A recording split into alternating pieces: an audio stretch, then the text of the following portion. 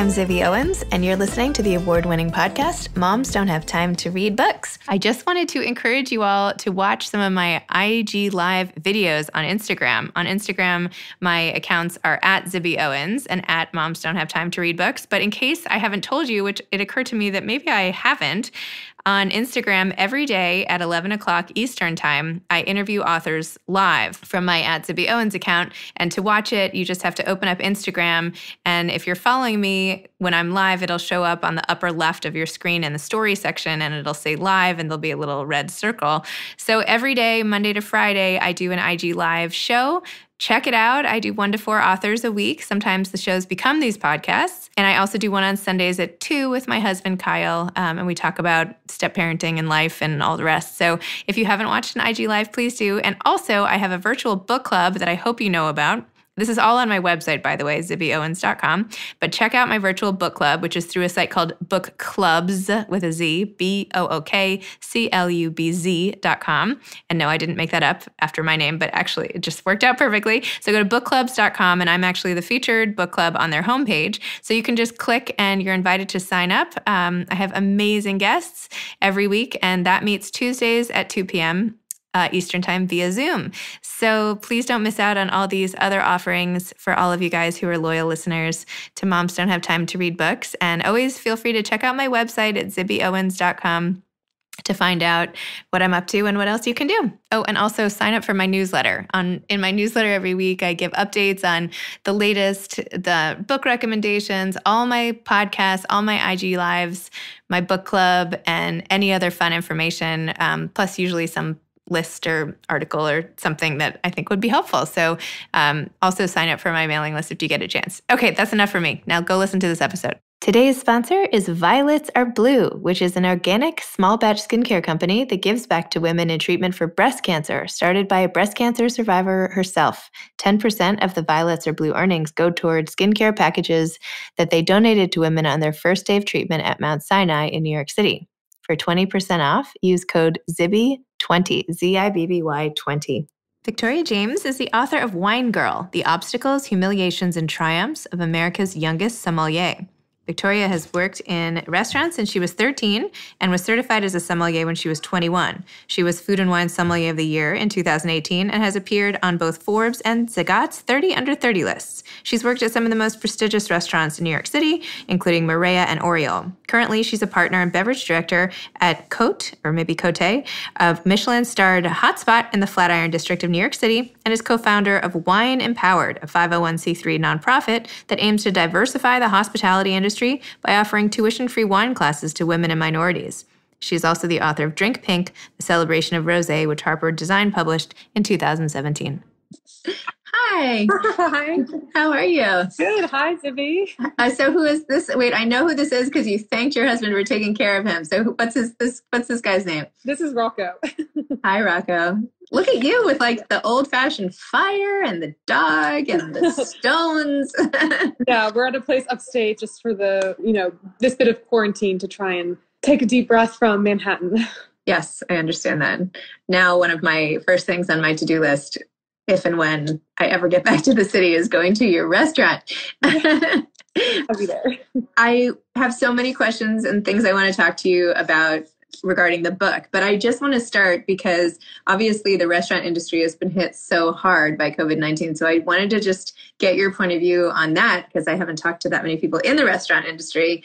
How are you coping and what are your sort of general thoughts? Sorry to put you on the spot here, but no, not at all. Yeah. So first and foremost, it's really important if, anyone watching is able to do so to please support their local restaurants that are doing delivery or takeout right now. In addition, you can buy gift cards. I know a lot of restaurants have started sort of a GoFundMe for their staff. They had to furlough or lay off for the time being. At our restaurant, which is Cote Korean Steakhouse in New York City, we are a skeleton crew now. We're doing takeout and delivery. It's very intense.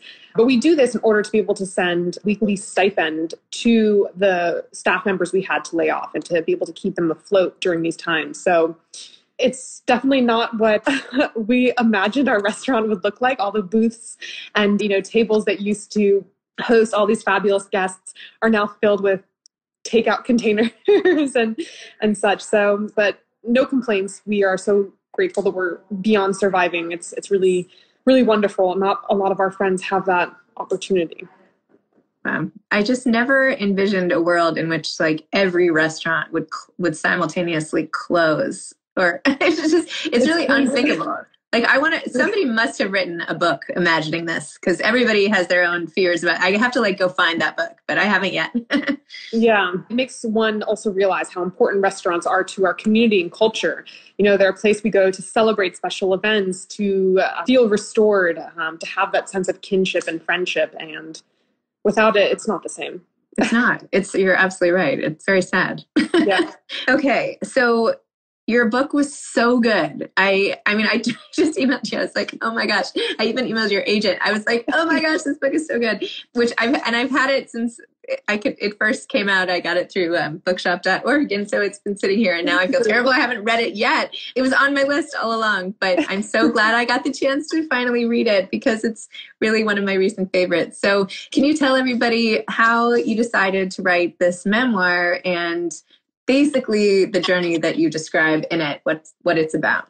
Yeah. So the book is sort of my coming of age story, starting, and hi, Allison, my understudy, my agent, is amazing. And so Allison can attest, I first met Allison probably around 5 years ago. And I said, I have this idea of to write this book about my coming of age story in the wine world. And, at the time it wasn't quite right. The Me Too movement hadn't happened yet. And, so I continued to work on the book, and it sort of chronicles my journey from 13-year-old greasy spoon diner waitress to bartender, and then working and falling in love with wine, but feeling as if I was too young for sure. I was 19, definitely too poor. I didn't come from a lot of money, and the wrong gender also for this wine world. But I really loved what wine symbolized. Of course, any profession in which you can drink for a living sounded very appealing to a 19-year-old, but more so than that, it's, combined all of these things I love, this sense of community, serving others, restaurants,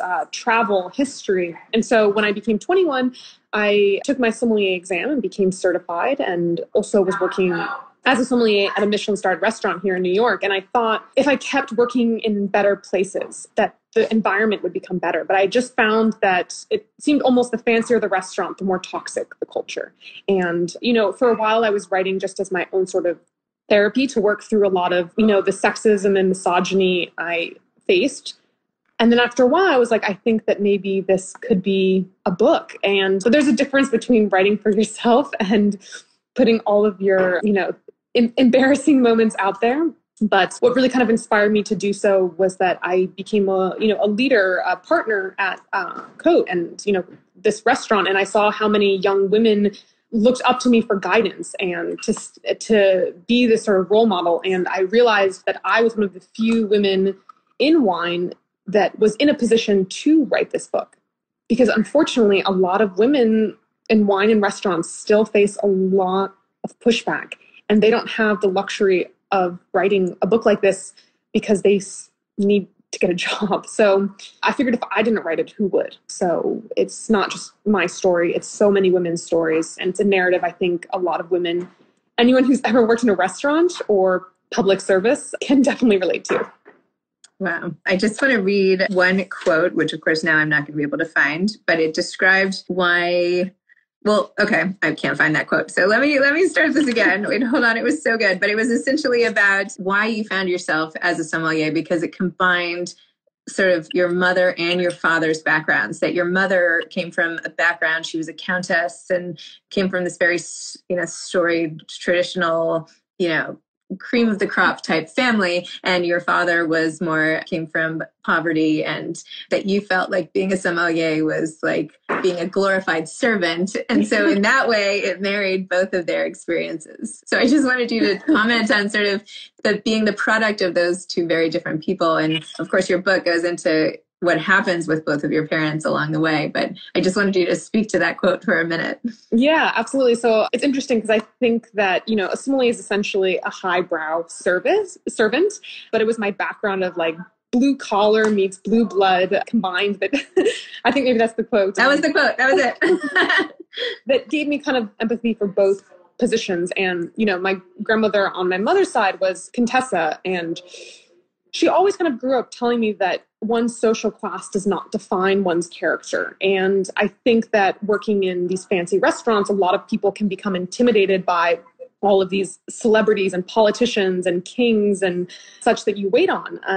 But that doesn't make them who they are. And so by having that, I think in my family, it gave me that background and that experience and also empathy. And then my father's mother was also fabulous. And she was a cotton picker in Tennessee. And, she didn't even own a pair of shoes until she was 12. And, but these two women, even though they came from such different backgrounds, were just really, lovely people. And by having a foot in both of their worlds, I think allowed me to be eventually a better sommelier. Wow. You write a lot about your mother in this book and, well, your father as well, but you write about her depression and the effects of having a mother who was basically non-functional and how that affected you and your siblings. And your mother said of those times, I'm going to quote, "The depression had marched across my brain to the point that weep and sleep was the way I spent my days alone in the bedroom behind closed doors." And then you as the child had to basically take care of yourself, eating saltines and trying to feed your siblings. What was that like for you?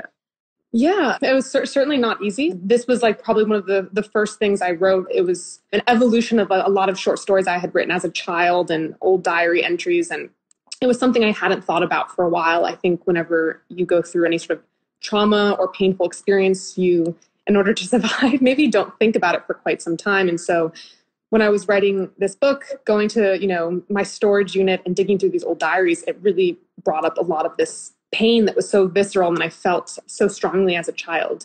But I think also it gave me a sort of resilience. And, mental illness is very difficult thing to see as a child. But again, I think it gave me, a better perspective on the suffering and pain it can cause, not only to the persons involved, like myself and my siblings, but also the person experiencing it. And my mom was extremely helpful with this book. And, it wasn't easy for her to read and a lot of parts were very difficult, but, she really felt that it was very important to talk about these things and postpartum depression. And, if we don't talk about these things as women, they become something you should be ashamed of. And I don't think we should be. So it was actually a very healthy experience to work through, I think. I noticed in your acknowledgments how you thanked her for providing so much source material for you and court documents. And I was thinking, wow, like what would that have been like for your mom to have to go back and relive some of those, like what she must have felt having to see what happened from a different vantage point. Anyway, yeah, just part of the intensity of the story. Moving on.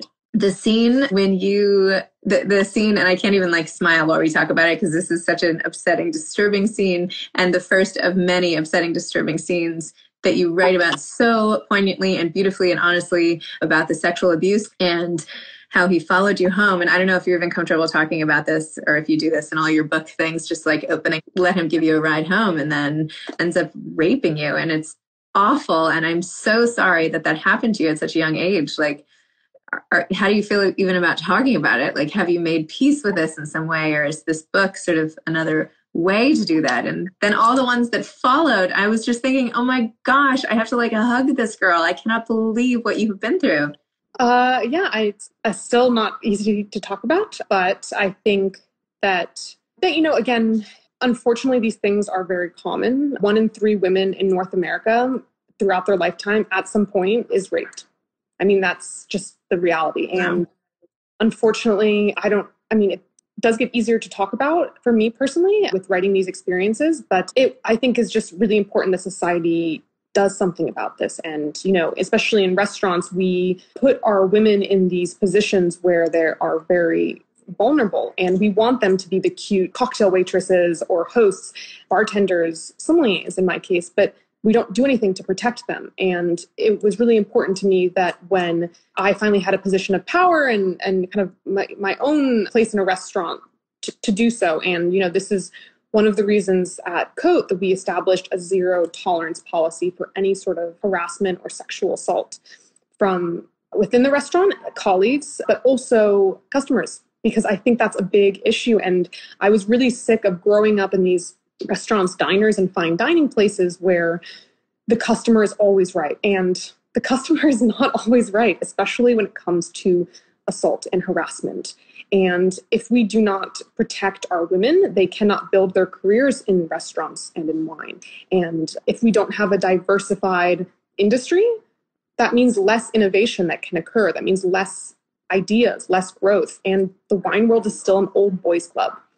And unless that changes soon and we don't have more women and, minorities in positions of power, I just don't think it will be or continue to be safe, honestly, and, a place where a lot of innovation can occur.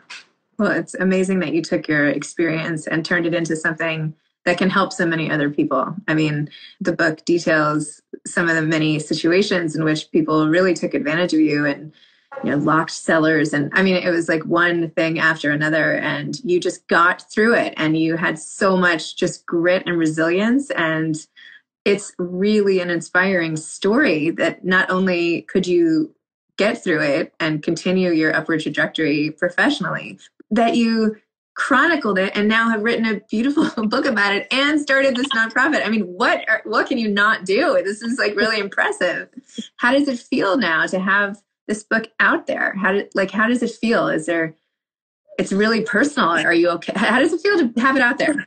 I mean, it's interesting because the book came out during this pandemic and in quarantine. So I don't think it really has sunk in yet, because I've gotten so many wonderful letters and, had opportunities like this with UZIBI where I can chat with people. But, unfortunately my book tour had to get canceled and things. So when you don't see people face to face, it just doesn't feel very real still. But, the most important thing I wanted out of this book was I wanted women to not feel alone in any industry. And right after the book came out that very week, I received over now close to 600 emails from women all around the world saying, this was your story, but I found it's so similar to my own narrative. And I really hope that together we can, band together for social justice and actually change things.